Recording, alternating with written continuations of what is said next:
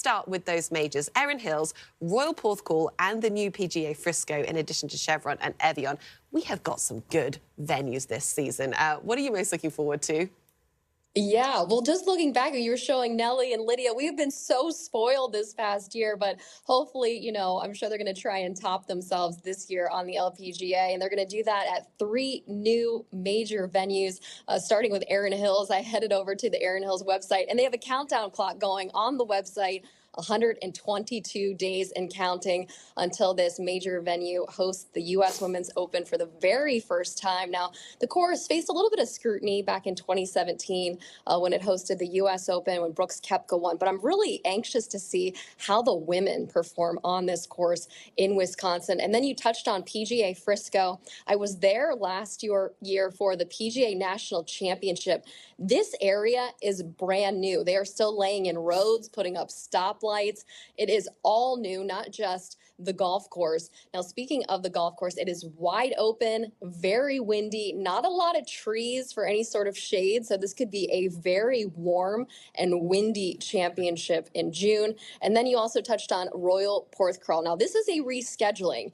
The AIG Women's Open was actually supposed to be held there back in 2021 for the very first time, but due to COVID and the pandemic, they had to reschedule. So they're finally making it there for the very first time as well. The first time the AIG Women's Open being played in Wales. Now, those other 2 majors, we didn't talk about the Chevron Championship and Amundi Evian Championship being played in their usual homes. Yeah, I do hope that the weather in Wales is good. Weather in Wales is renowned for being terrible, so hopefully it's a slightly drier AIG Women's Open that we had in Scotland just last year. Well, on the course, the biggest question in the men's game, that is, what can Scottie Scheffler do for an encore of his 2024 season? We've yet to see Scheffler, of course, this year. He's got that injury to his hand, but for the women, similar topic. It's the dominance of Nelly Korda. How does she follow up, Amy? Such an amazing year last season. I mean, if she felt pressure last season to keep winning, I would imagine the pressure to try to replicate what she did last year must be tremendous.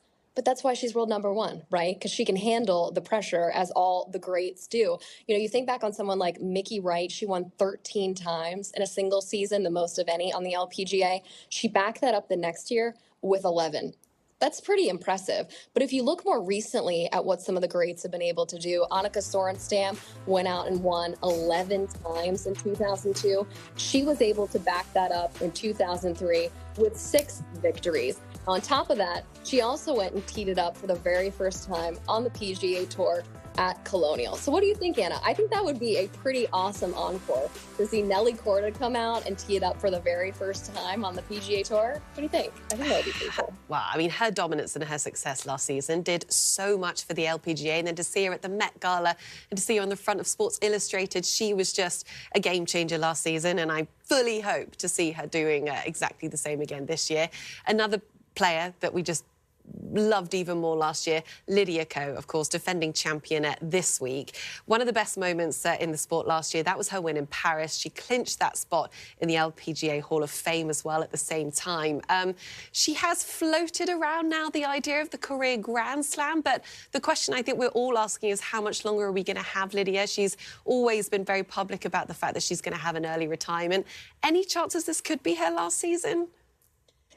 I think because of what she did, not so much in Paris with that gold medal, but with that win at the AIG Women's Open at St. Andrews, getting that 3rd major, that 3rd different major, opened the door to what you just mentioned, that career Grand Slam. And I talked to her about this at the Kroger Queen City Championship when she won there in the fall. And she mentioned that this was a new goal for her. So I think this possibility that she could go out there and still win the U.S. Women's Open and the KPMG Women's PGA Championship and have all 5 majors has bought us a little bit more time with Lydia Ko. Now, if she goes out there and gets it all done this year, yeah, she might call it quits. But I think we bought ourselves a little bit more time otherwise. Yeah, and she will also go down in history probably as the GOAT if she gets it all done in the next season. But, oh, my gosh, we're excited to see what Lydia Ko can do this season. A young up-and-comer that we're excited to see because, let's face it, we waved goodbye to a lot of veterans last season, some big names that we've loved for a long time.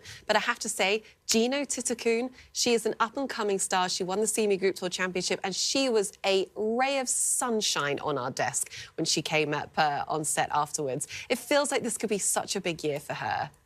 Absolutely. I think she could be a real breakout star for the LPGA. We saw her win twice last season, including that incredible performance at the season-ending CME Group Tour Championship. And as you mentioned, she is a delight. She is so fun to interview after a round. She has a fantastic personality, a great sense of humor. She gave us a little bit more of a glimpse into who she is with these victories, and it makes it hard not to want to root for her and see her do well on the LPGA. In addition to those 2 wins this past year, also racked up 10 top 10 finishes. So she is just a fixture on LPGA leaderboards week in and week out, and I'm sure she's going to maintain that consistency again this season. And a brilliant personality to go along with it as well. Speaking of breakout stars, Amy, a couple of years ago we saw Lydia Ko. She came out of nowhere, really, to win 4 times, including 2 majors. Last year, well, that season kind of belonged to 32-year-old Lauren Coughlin. She earned her first 2 victories in the space of